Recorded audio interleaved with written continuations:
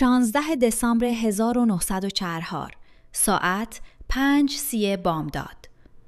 اعماق جنگل‌های تاریک و یخزده آردن، بلژیک. سرمایی را تصور کنید که پوست را نمی‌سوزاند، بلکه آن را می‌درد. دمای هوا به -20 درجه سانتیگراد رسیده است. مه غلیظی مانند یک پتوی سفید و مرگبار لابلای درختان کاج خزیده و دید را به کمتر از 10 متر رسانده است. اینجا جایی است که آخرین قمار بزرگ آدولف هیتلر در حال شکل گیری است. در میان این سکوت وهم‌آور صدای نفس‌های بریده گروهی از مردان شنیده می شود. آنها سربازان ورماخت هستند، اما نه آن سربازان مغرور و قدرتمند سال 1400 که پاریس را فتح کردند.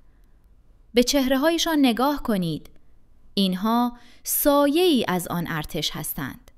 چشم‌های گود رفته، یونیفرم‌هایی که دیگر اندازه بدن‌های لاغرشان نیست و دست‌هایی که از فرط سرما دور اسلحه‌های کار 98 خشک شدند. شما اکنون در کنار یک ژنرال کهنه‌کار آلمانی ایستاده اید. او به درخت تکیه داده و به جاده گلالود روبرو خیره شده است. او می‌داند که تانک‌های تایگر و پانتر که پشت سرش غرش می‌کنند یک مشکل مردبار دارند. آنها تشنه سوخت هستند. آلمان دیگر نفتی ندارد. کل این حمله، کل این عملیات دیوانوار که بعدها به نام نبرد بالج شناخته شد، بر یک فرض ترسناک بنا شده بود. اینکه آلمانی‌ها باید سوخت و غذای خود را از دشمن بدزدند تا زنده بمانند. ناگهان صدای متفاوتی سکوت جنگل را می شکند. صدای قررش بم‌افکن‌ها نیست. صدای نرم و یک نواخت موتور یک خودرو است. یک جیپ ویلیس آمریکایی. سربازان آلمانی مثل گرگ‌هایی که بوی خون شنیده باشند سر بلند می کنند. برای آنها آن جیپ فقط یک وسیله نقلیه نیست. آن جیپ یعنی غذا، یعنی سیگار واقعی، یعنی جوراب‌های خشک.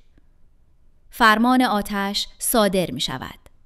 رگبار مسلسل‌های MG42 سکوت جنگل را پاره می کند. جیپ آمریکایی منحرف می شود. به توده‌ای از برق برخورد می کند و موتور با یک سرفه نهایی خاموش می شود. سربازان آمریکایی غافلگیر شده و گیج تسلیم می شوند یا در تاریکی جنگل ناپدید می شوند. اما شکار واقعی سرنشینان جیپ نیستند. ژنرال آلمانی به آرامی از مخفیگاهش خارج می شود. چکمه‌هایش روی برف سفت شده صدا می دهد. قرچ قرچ. او به سمت جیپ می رود. سربازانش با ولع به بدنه فلزی خود رو نگاه می کنند. اما جرأت نمی کنند جلوتر از فرماندهشان حرکت کنند. ژنرال به کاپوت جیپ دست می کشد. هنوز گرم است. گرمای موتور یک ماشین آمریکایی در حالی که تانک‌های خودشان به خاطر یخزدگی روغن موتور روشن نمی شوند. او به صندلی عقب نگاه می کند. جعبه‌های مهمات، نقشه‌های سری، بیسیم‌های پیشرفته. چیزی که او می بیند نه سلاح است و نه نقشه جنگی. بسته‌ای روی صندلی عقب افتاده است. یک بسته پستی معمولی که از آن سوی اقیانوس اطلس آمده است. ژنرال با چاقوی سنگریش بسته را باز می کند. بویی که از داخل جعبه بلند می شود هیچ شباهتی به بوی باروت، خون و گازوئیل ندارد که ماه هاست ریه هایش را پر کرده است.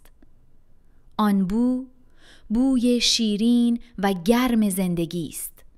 بویی که نباید در وسط جهنم وجود داشته باشد. سربازان دور او حلقه می‌زنند. چشمهایشان گرد شده است. ژنرال دستش را داخل جعبه می‌برد و چیزی را بیرون می‌آورد که مسیر فکری او را برای همیشه تغییر می‌دهد. چیزی که قدرتمندتر از 1000 تانک شرمن روحیه او را در هم می‌شکند. ژنرال لایه محافظ روغنی را کنار می‌زند. بخار نفسهای سربازان در هوای یخزده مانند هاله‌ای دور آن جعبه جمع شده است. آنچه درون جعبه است یک کیک شکلاتی خانگی است. اما نکته وحشتناک ماجرا اینجاست. کیک هنوز تازه است. بافتش نرم است.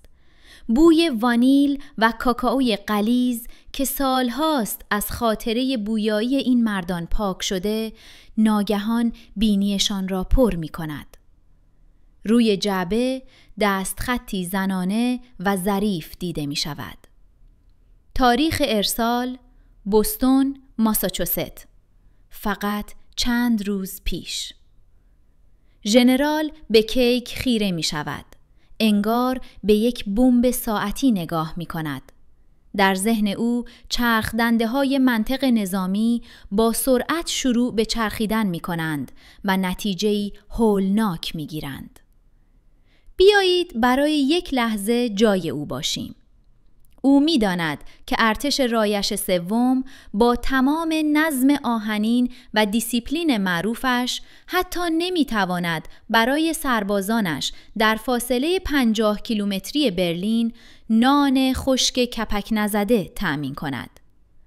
سربازان او ماهاست که ارزاتس کافی می نوشند. مایعی سیاه و تلخ که از بلوط سوخته درست شده، چون دانه‌های قهوه سالهاست که تمام شدند. آنها سیب زمینی‌های یخزده را از مزارع زیر برف بیرون می‌کشند تا زنده بمانند. اما دشمن آنقدر سوخت، آنقدر هواپیما و آنقدر کشتی دارد که می‌تواند یک کیک تولد را از آشپزخانه گرم در بوستون بردارد، آن را با قطار به بندری در نیویورک ببرد، از اقیانوس اطلس که پر از زیردریایی‌های یوبوت است عبور دهد، در انگلستان تخلیه کند، دوباره بارگیری کند، از کانال مانش بگذراند و با کامیون تا خط مقدم جبهه بیاورد و همه این کارها را آنقدر سریع انجام دهد که کیک هنوز نرم و مرطوب باشد. این یک کیک نیست. این نمایش قدرت است. این تحقیرآمیزترین پیامی است که متفقین می توانستند برای آلمان بفرستند. ژنرال چاقویش را در کیک فرو می کند و آن را برش می زند. سکوت سنگینی حاکم است. او تکه‌ای را بر می دارد و در دهان می گذارد. طعم شکر واقعی، کره واقعی، طعمی که متعلق به دنیای صلح است، نه دنیای جنگ. او تکه‌های دیگر را بین سربازانش تقسیم می کند. سربازان جوان، پسر بچه‌های 17 یا 18 ساله‌ای که هیتلر آنها را به عنوان آخرین امید آلمان به میدان فرستاده، با ولع و اشک شوق شروع به خوردن می کنند. آنها فقط یک شیرینی خوشمزه می بینند. آنها نمی فهمند. اما ژنرال می فهمد. او به باقی مانده کیک روی کاپوت جیپ نگاه می کند و آهسته، طوری که فقط آجودان نزدیکش بشنود، جمله‌ای را زمزمه می کند که تاریخ را خلاصه می کند. ما باختیم. ما نمی توانیم با کشوری بجنگیم که حتی کیک هایش هم با هواپیما به خط مقدم می رسند. در حالی که طعم شیرین شکلات در دهانش می پیچد، تلخی حقیقت گلویش را می فشارد. اگر آمریکایی‌ها می‌توانند فضای بار کشتی‌هایشان را به جای مهمات حیاتی به کیک تولد اختصاص دهند و هنوز هم در جنگ پیشروی کنند، پس آلمان نه تنها در برابر ارتش آنها، بلکه در برابر صنعت آنها هیچ شانسی ندارد. اما این تازه شروع ماجرا بود. چیزی که ژنرال در جیب پیدا کرد فقط نمادی از قدرت لوجستیکی نبود. چند روز بعد وقتی تانک‌های کینگ تایگر مخوف آلمانی به آخرین قطرات سوخت خود رسیدند، او معنای واقعی آن کیک شکلاتی را با گوشت و پوست خود لمس کرد. لحظه‌ای که فولاد آلمانی در برابر نفت آمریکایی زانو زد. 48 ساعت. تنها 48 ساعت پس از آن لحظه شیرین اما تلخ با کیک شکلاتی، پیشبینی ژنرال به واقعیت پیوست. ما اکنون در چند کیلومتری رودخانه موز هستیم، جایی که قرار بود پیروزی نهایی ارتش آلمان رقم بخورد. اما به جای صدای پیروزی سکوت مرگباری بر جاده حاکم است. اینجا قبرستان بزرگترین شکارچیان جنگ جهانی دوم است. به آن هیولای عظیم و جثه در کنار جاده نگاه کنید. یک تانک کینگ تایگر، 70 تن فولاد ناب مجهز به توپ 88 میلیمتری که میتواند هر تانک متفقین را از فاصله 2 کیلومتری پودر کند. این اوج مهندسی آلمان است. ترسناک ترین سلاح روی زمین. هیچ گلوله‌ای نمیتواند زره جلویی آن را سوراخ کند. اما این تانک شکست ناپذیر اکنون بی حرکت مانده است. نه به خاطر اینکه توسط دشمن محاصره شده و نه به خاطر اینکه خدمش کشته شدند. دلیل مرگ این هیولا یک عقربه کوچک روی داشبورد راننده است که روی کلمه لیر ثابت مانده است. خدمه تانک با چهره‌های سیاه شده از دود و ناامیدی در حال انجام آخرین دستور هستند. آنها نارنجک‌های دستی را داخل لوله توپ و موتور تانک می‌اندازند. بوم! صدای خفه‌ای شنیده می‌شود و دودی سیاه از موتور بلند می‌شود. آنها مجبورند تانک‌های خودشان را نابود کنند تا به دست آمریکایی‌ها نیفتد. ژنرال آلمانی، همان مردی که طعم کیک بوستون را چشیده بود، سوار بر اسب، چون جیپ او هم بنزین تمام کرده، از کنار این ستون زرهی عبور می کند. او سربازانش را می بیند که پیاده با سرهای پایین در جهت مخالف حرکت می کنند. عقب نشینی. در آن لحظه تصویر آن کیک شکلاتی دوباره در ذهنش جان می گیرد. معادله ساده و بیرحم بود. آمریکایی‌ها خط تدارکاتی داشتند که می توانست یک کیک را تازه و نرم از قاره دیگر به اینجا برساند. آلمانی‌ها خط تدارکاتی داشتند که نمی توانست سوخت لازم را برای حرکت دادن تانک‌هایشان در فاصله 100 کیلومتری مرز خودشان تأمین کند.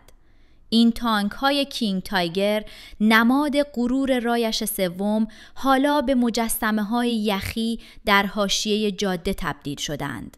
آنها شکست نخوردند چون ضعیف بودند. آنها شکست خوردند چون تشنه ماندند. از ستون تانک‌های رها شده در برف را نشان می‌دهد. جنگ جهانی دوم ماه‌ها دیگر ادامه یافت. خونهای بیشتری ریخته شد و شهرهای بیشتری ویران گشت. اما برای آن ژنرال و سربازانش جنگ دقیقاً در همان لحظه تمام شده بود. نه با یک انفجار اتمی و نه با سقوط برلین. جنگ زمانی تمام شد که یک ارتش فهمید شجاعت نمیتواند جایگزین گازوئیل شود و اراده آهنین نمیتواند شکمهای گرسنه را سیر کند. آن کیک شکلاتی کوچک در واقع اعلامیه پایان جنگ بود. پیامی شیرین از طرف قدرتی که مهارش غیر ممکن بود. و در نهایت تاریخ ثابت کرد که جنگ‌ها توسط ژنرال‌ها آغاز می‌شوند، اما توسط لوجستیک و تدارکات پایان می‌یابند.